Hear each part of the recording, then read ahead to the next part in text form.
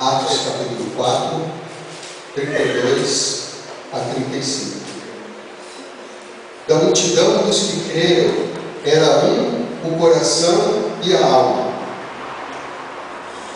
Ninguém considerava exclusivamente sua nenhuma das coisas que possuía. Tudo, porém, lhes era comum.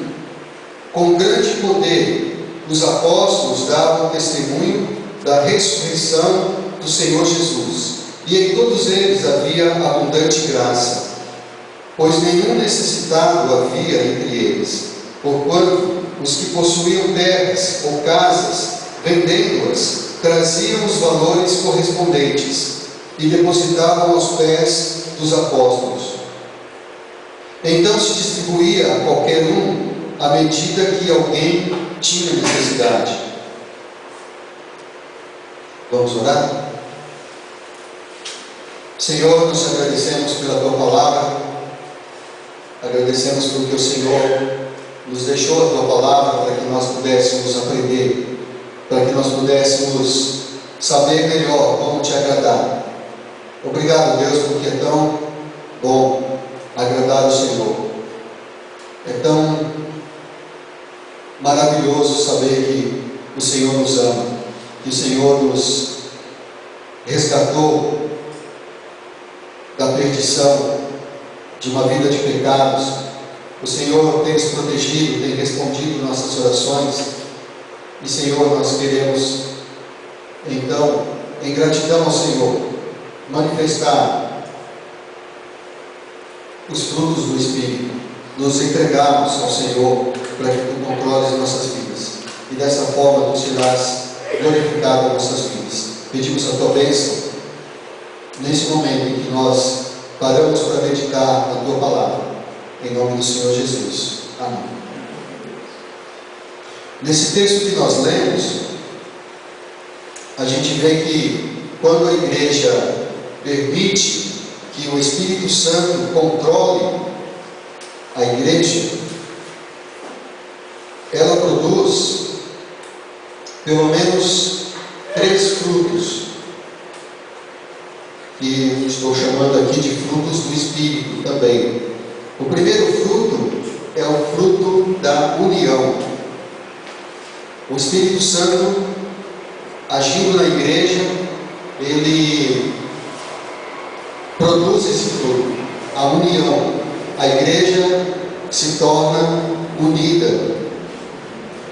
Eu digo isso porque no versículo 32, que nós lemos, diz assim que naquela comunidade que estava iniciando, naqueles primeiros membros da igreja de Cristo, estava acontecendo isso. Diz aqui no versículo 32, que da multidão dos que creram, era o coração e a alma. Então era o coração e a alma. E ninguém considerava exclusivamente sua nenhuma das coisas que possuía. Tudo, porém, lhes era comum. Então, esse fruto estava sendo produzido ali, naquela comunidade. Eles estavam unidos, eles estavam em união, a ponto de eles não considerarem exclusivamente suas as coisas que eles possuíam. Era tudo comum.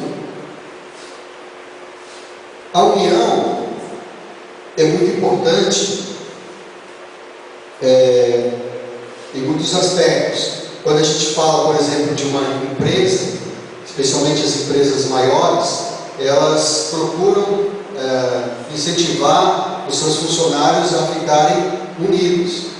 Eles fazem pesquisas constantemente para ver como é que eles estão se relacionando, porque isso é importante, porque uma empresa que não está unida, os funcionários não estão unidos com um só objetivo, ela não prospera. A igreja também precisa ser unida, e Deus promove essa união através do Espírito Santo. Mas será que isso durou muito tempo, essa união?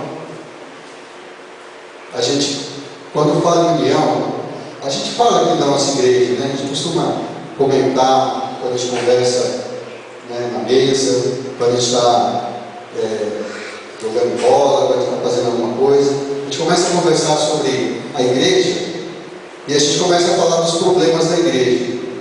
Qual o problema que geralmente aparece? Falta de união. A nossa igreja não é unida. Então isso é comum a gente falar, porque de fato a gente gostaria que a igreja fosse mais unida. E quando a gente vê a gente lê esse texto e a gente vê que a igreja lá estava unida, a gente quer que a nossa igreja seja assim também. A pessoa ser como ele, ser o coração e a alma.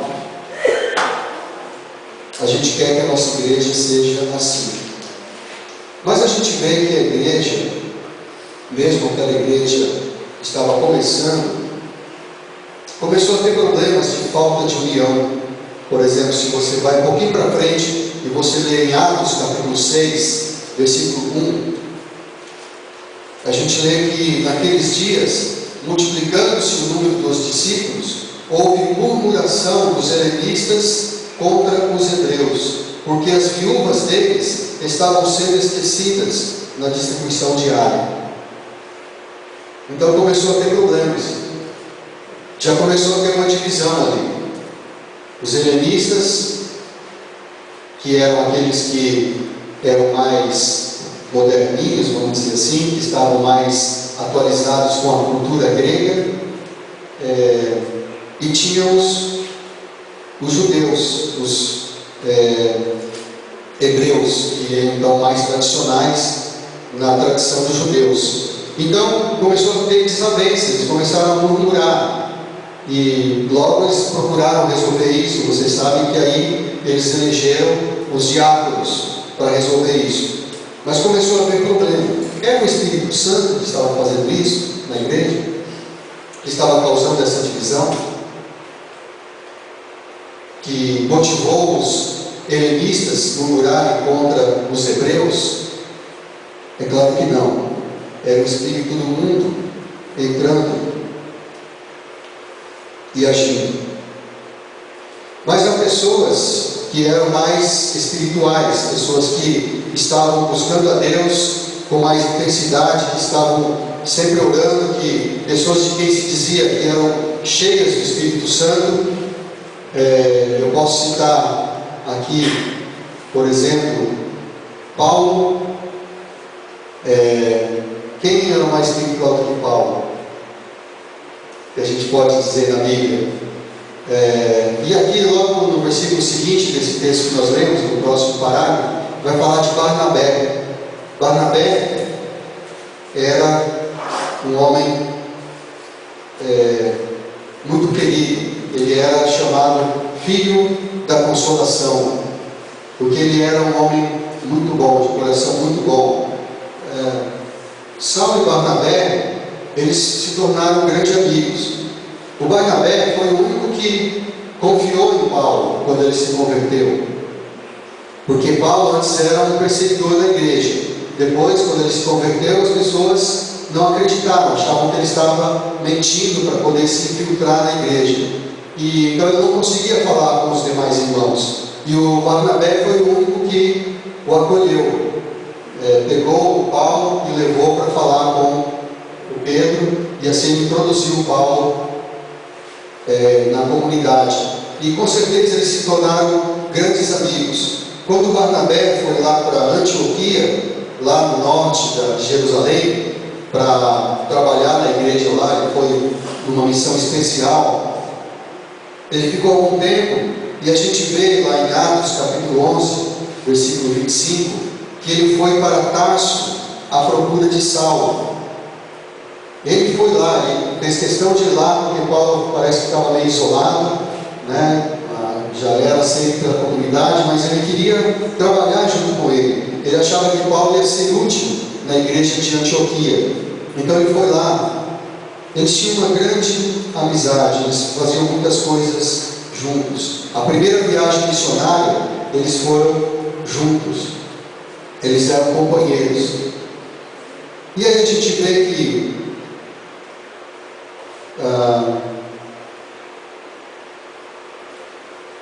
em Atos capítulo 15, que teve um desentendimento entre eles. Eles eram unidos, mas de repente eles tiveram que se separar. Teve uma desavença entre eles. Será que isso acontece com homens espirituais?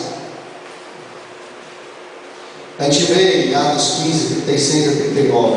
Alguns dias depois, disse Paulo a Barnabé: voltemos agora para visitar os irmãos por todas as cidades nas quais anunciamos a palavra do Senhor, para ver como passam.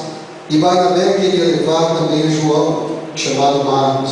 Mas Paulo não achava justo levarem aquele que se afastara desde a Panfilha, não os acompanhando no trabalho.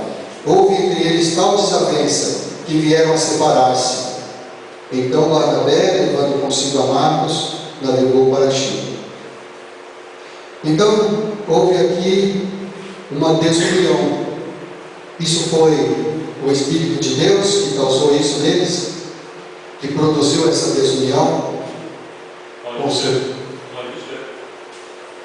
Pastor Aldo, acho que foi, então eu não posso falar mais nada, porque o argumento é que não é. Então, se o senhor me dá licença de eu falar isso, não é. Essa é a minha opinião.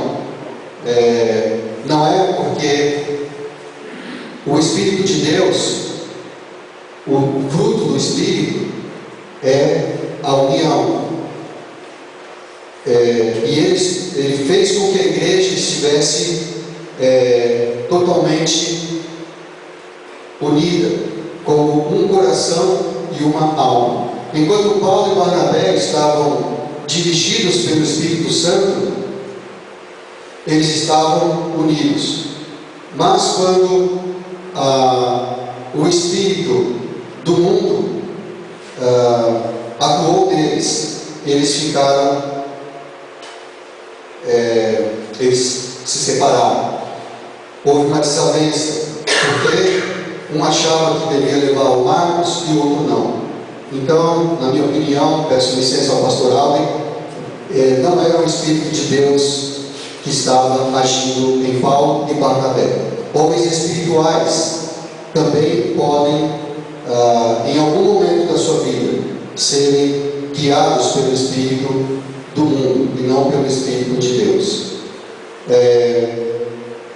A igreja em si, ela ficou unida durante muito tempo, e a gente sabe que quando a comunidade cresceu, a gente sabe que não eram só pessoas convertidas na igreja, principalmente depois que a igreja deixou de ser perseguida. Então a comunidade cresceu, entraram outras pessoas, começou a haver interesse político, e a gente vê, por exemplo, se a gente for pensar na igreja histórica, ela ficou unida até o ano de 1054, foi quando houve a primeira divisão da igreja, que foi a igreja do Ocidente separada da igreja do Oriente, e até hoje tem a igreja chamada Igreja Ortodoxa e a Igreja do Oriente. Então isso foi mais ou menos foi exatamente em 1054 que essa divisão ocorreu. E depois, vocês sabem, todos nós sabemos, que em 1517 houve também uma outra separação, que foi quando os protestantes se separaram da Igreja Católica. Então houve também uma outra divisão. E logo que se dividiu da Igreja Católica, os protestantes também se dividiram entre si. Então o Lutero teve uma desavença com o Zwinglio, e aí então cada um seguiu o seu lado. E 500 anos depois, 1900 e pouco, começo de 1900, do século XX, houve outra divisão, que os pentecostais, começaram a surgir. Então começou a haver pessoas que achavam que havia um segundo batismo, e que era quando as pessoas falavam em línguas. Uma grande divisão. Depois os pentecostais começaram a se dividir entre si. E aí estamos nós aqui, hoje, 2016. E pode falar, pastor. Você tem razão, eu acho que não deveria haver divisão entre vocês. Pois é, pastor. E aqui estamos nós, divididos em opiniões e comentando nas nossas rodinhas, que a igreja não está unida. A igreja precisa ser mais unida. E se não há união, é porque o Espírito de Deus está agindo em nós, ou é porque nós, em algum momento, deixamos que o Espírito do mundo nos controle? O segundo fruto que nós vemos aqui, na igreja primitiva, é o fruto do poder. A igreja, como um todo, especialmente os apóstolos, eles tinham poder para testemunhar. No versículo 33, a primeira parte, diz assim: com grande poder os apóstolos davam testemunho da ressurreição do Senhor Jesus. Então eles davam testemunho com poder. O Espírito Santo é que dava para eles poder. Quando nós estamos guiados pelo Espírito de Deus, nós também teremos poder para testemunhar, para falar da nossa fé, da ressurreição de Jesus. Em Atos capítulo 1, versículo 8,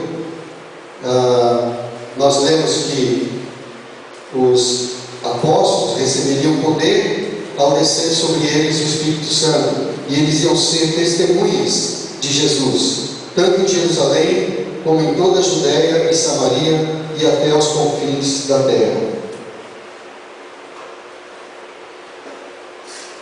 Bom, quando a gente fala que os apóstolos tinham poder, a gente não pode negar que esse poder que eles estavam falando era milagres.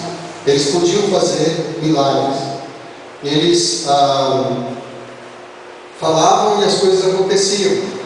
Diz ali, a gente vai ver mais para frente, que num certo momento eles levavam todos os doentes, todos os endemoniados, todos os que tinham problemas de saúde, para ficar em fileira na rua onde Pedro ia passar. E aí Pedro passava e a sombra de Pedro passava sobre eles. Não diz que eles eram curados por causa disso, mas diz que todos eram curados. Então eles tinham poder, eles falavam, as coisas aconteciam. E isso autenticava a palavra de Deus e o testemunho que eles davam, porque eles testemunhavam da ressurreição. E a nossa igreja? Será que tem poder para testemunhar? Bom, eu sei que eu não consigo fazer milagres. Eu já orei, já pedi para Deus fazer alguns milagres. Bom, depende do que a gente classifica como milagre. Mas acendeu a luz, isso foi um milagre. Mas será que a gente pode fazer alguém ser curado de câncer, um paralítico andar, um morto ressuscitar? Será que a gente teria esse poder?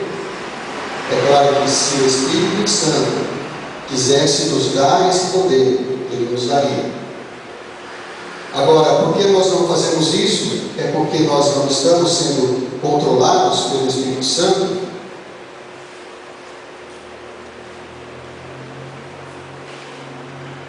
Essa palavra poder é a tradução de uma palavra chamada dunamis, de onde nós tiramos a palavra dinamite.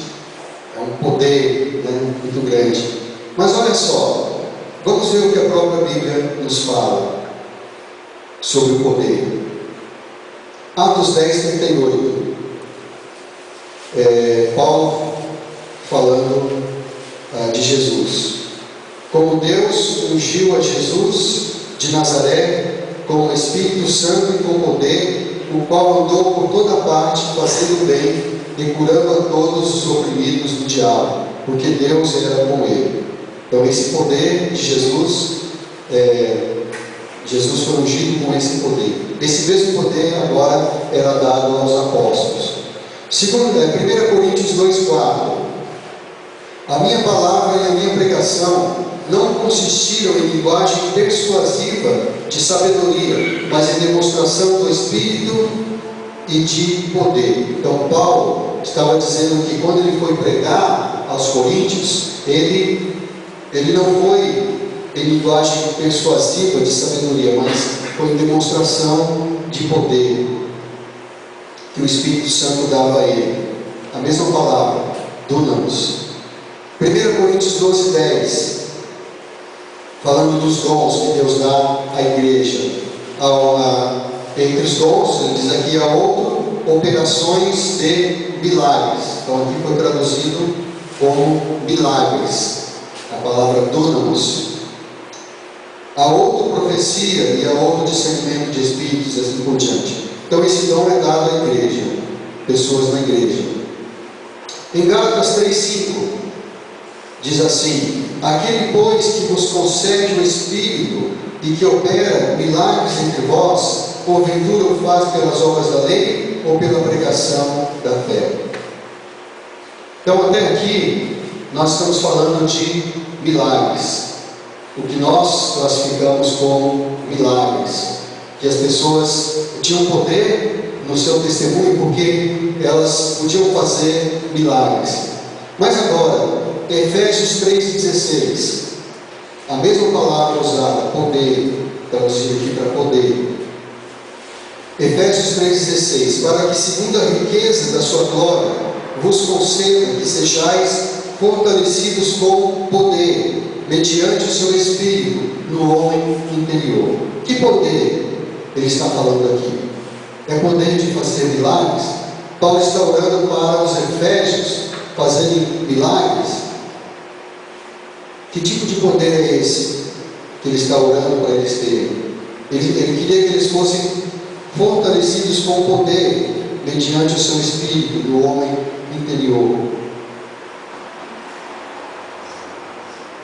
E em 2 Timóteo 1,7, porque Deus não nos tem dado espírito de covardia, mas de poder, de amor e de moderação. Que tipo de poder era esse que Paulo estava falando a Timóteo, que Deus estava dando a ele? Olha, Timóteo, Deus não está dando para você um espírito de covardia, mas Ele está te dando um espírito de poder, dunamis. Que tipo de poder era esse? Era de fazer milagres? Ele mesmo explica no versículo 8 em diante, de 2 Timóteo 1, diz assim: não te envergonhes, portanto, do testemunho de nosso Senhor, nem do seu encarcerado, que sou eu. Pelo contrário, participa comigo dos sofrimentos a favor do Evangelho, segundo o poder de Deus. Poder para não se envergonhar do Evangelho. Isso é poder para Deus. Se nós formos guiados pelo Espírito de Deus, nós teremos esse poder para testemunhar. Você não pode falar algumas coisas, ou exigir algumas coisas, ou testemunhar para algumas pessoas, porque você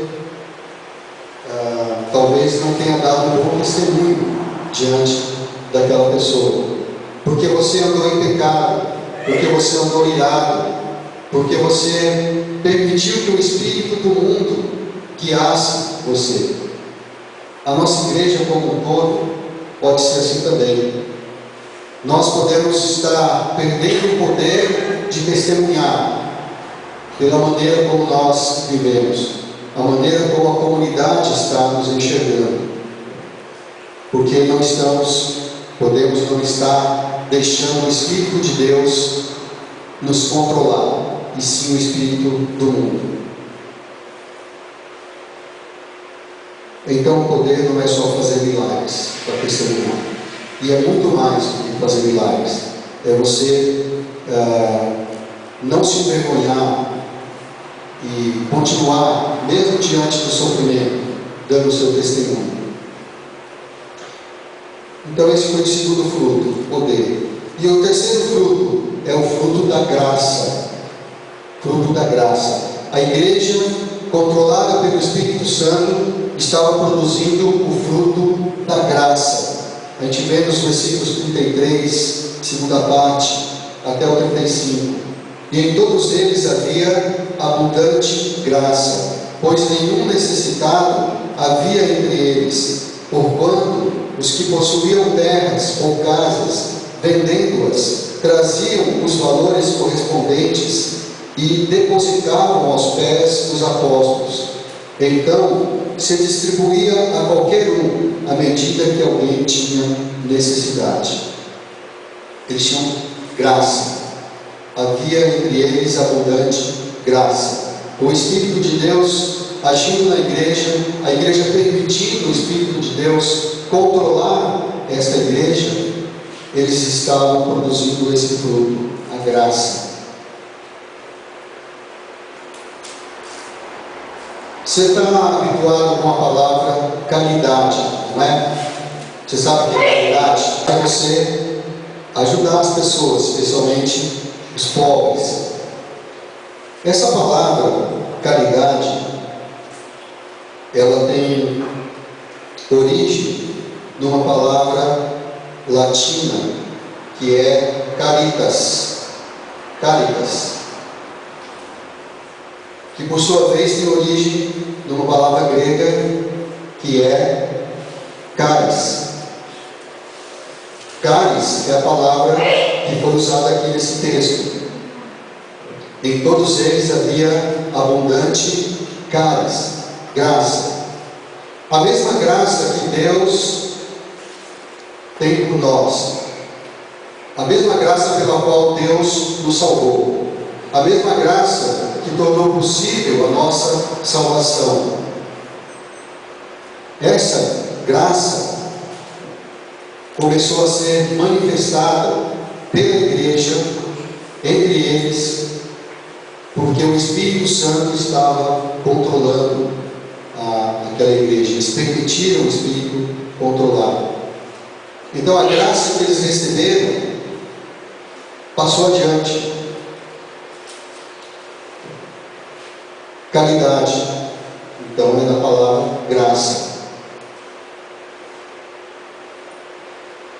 Eu li essa semana uma reportagem, um artigo, falando de uma mulher muito rica, chamada Thyssen Carmen Cervera. Ela é uma mulher espanhola. Ela é a 7ª mulher mais rica da Espanha.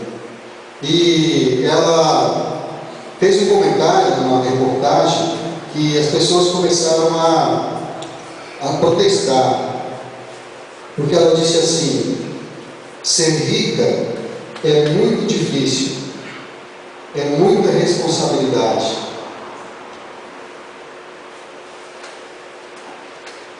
Ela, falando isso, e ela completou dizendo por quê. Ela disse: olha, ser rico é difícil e é pior do que ser pobre, porque junto com a riqueza tem uma grande responsabilidade para si mesmo e para as pessoas que dependem de você. Então é isso que ela estava querendo dizer, que ser rico não é só você ter dinheiro, você gastar, mas quando você é rico, você tem uma responsabilidade muito grande para com as pessoas que dependem de você. Isso é bíblico, sabia? Eclesiastes 5, versículos 11 e 12, diz assim: onde os bens se multiplicam, também se multiplicam os que deles comem. Que mais proveito, pois, tem os seus donos do que os verem com os seus olhos? Doce é o sono do trabalhador, quer coma pouco, quer coma muito, mas a fartura do rico não o deixa dormir. Então muita gente começou a comentar lá essa reportagem, na internet, dizendo: deixa que eu não quero ver você sofrer tanto, deixa a riqueza do rico, eu assumo a sua riqueza para você. Mas essas pessoas com certeza não sabem o que estão falando. Quando você tem alguma coisa, então você não é só para você, você tem que compartilhar. E esse pensamento veio naturalmente na igreja quando ela permitiu que o Espírito Santo a controlasse. 2 Coríntios 8,19, quando eles estavam fazendo uma coleta para os pobres, diz assim, que eles desempenharam uma graça, eles ministraram uma graça. Eles estavam comentando que tinha um companheiro que ia com eles para entregar essa graça.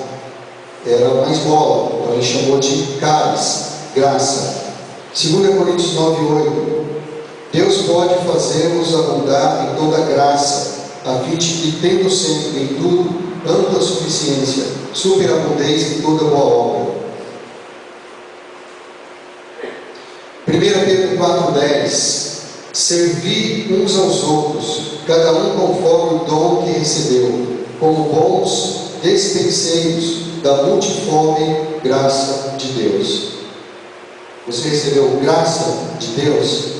Então você é um despenseiro, você está guardando, você está administrando aquilo que Deus te dá. Vocês já ouviram falar do C.S. Lewis? Ele é um escritor inglês. Ele escreveu uma famosa fábula que é o leão e o... como que é? Leão e o guarda-roupa? As Crônicas de Nárnia, que tem o leão e o guarda-roupa, e tem outras coisas assim, passou na televisão. Mas ele é um cristão e ele escreveu um livro também chamado Cristianismo Puro e Simples.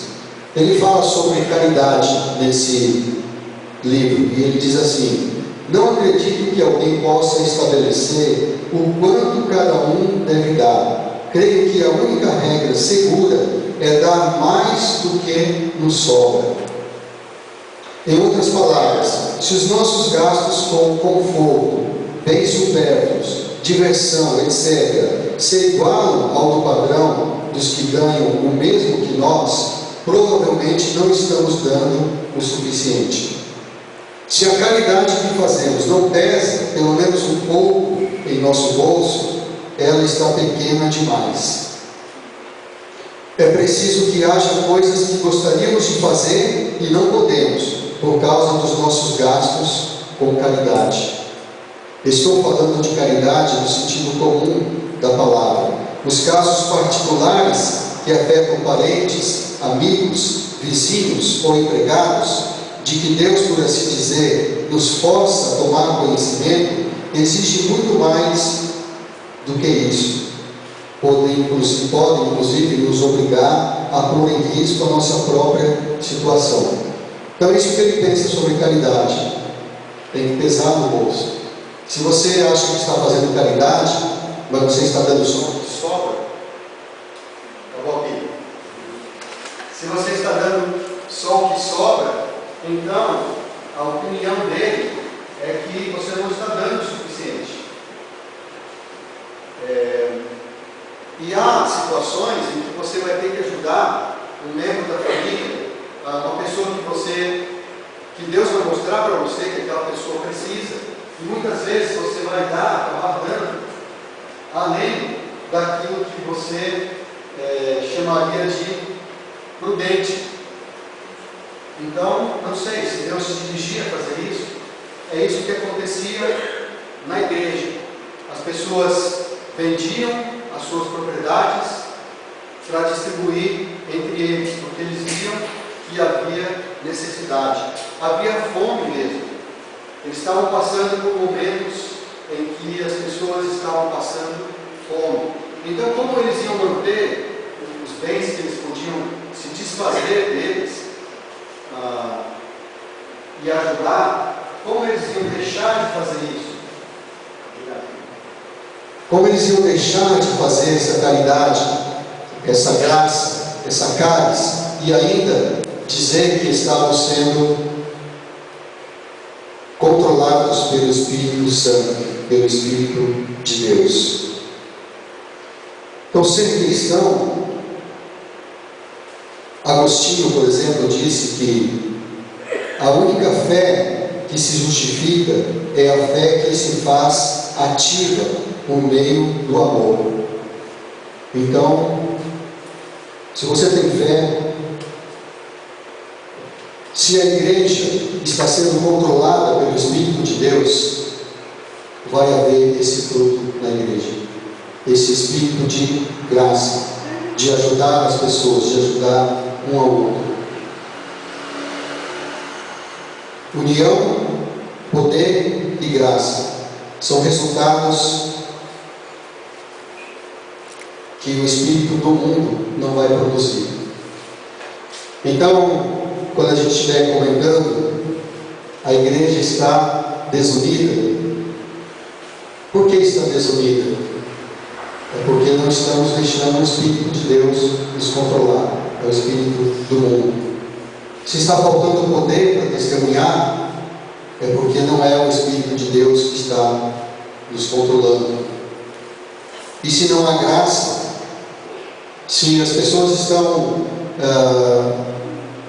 deixando de ajudar quando podem ajudar, se não estão preocupados um com o outro, então não é o Espírito de Deus que está agindo em nós, é o Espírito do mundo. Nós vamos participar agora da ceia do Senhor. Jesus, Ele ordenou que nós fizéssemos isso. Ele distribuiu o pão e disse que era o seu corpo sendo dado por nós. Ele distribuiu o sangue, dizendo que era, aliás, o vinho, o cálice, dizendo que era o sangue da nova aliança que era derramado por nós.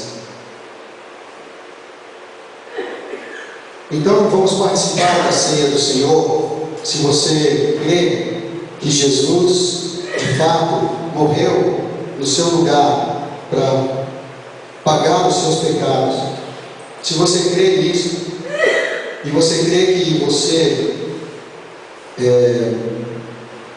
precisava disso, que você é pecador e que Ele deu a salvação por ter morrido por você na cruz, então você pode participar, se você crê. E se você crê que Ele ressuscitou dentre os mortos, que Ele está vivo, que Ele está aqui, então participe com essa fé, porque a Bíblia nos adverte que se participarmos sem considerar, nós estamos comendo e bebendo juízo para nós mesmos, porque isso é uma coisa séria. E se a igreja não está sendo controlada pelo Espírito Santo, se você acha que não está deixando o Espírito te controlar, por isso você não está querendo se unir à igreja, você não está querendo, você está perdendo o poder para testemunhar.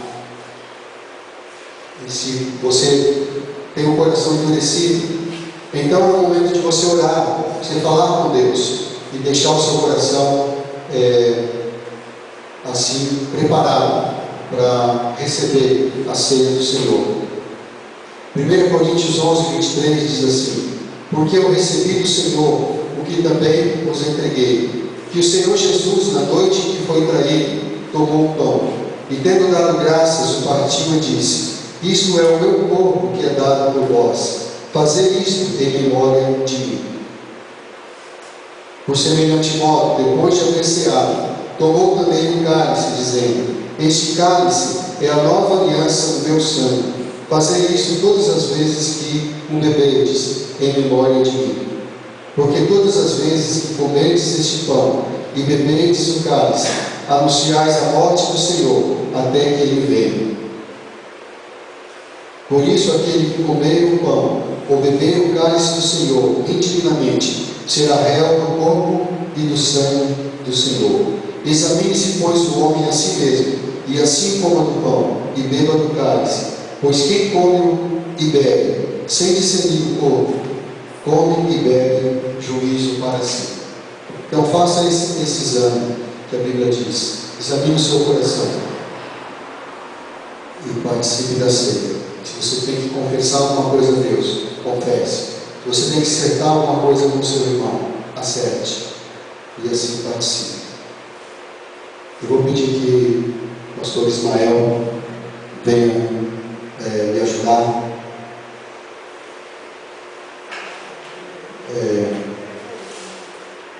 Que você ore agradecendo pelo pão e pelo que ele representa, o corpo de Jesus. Querido Deus e Pai, nós queremos agradecer e agradecer até quando não tivermos mais vida, porque o Senhor deu a sua vida na cruz do Calvário por nós, levando sobre si todos os nossos pecados. Nós não podemos vê-lo, Senhor, mas pela fé nos arrependemos e cremos no Senhor Jesus, e o Senhor nos recebeu.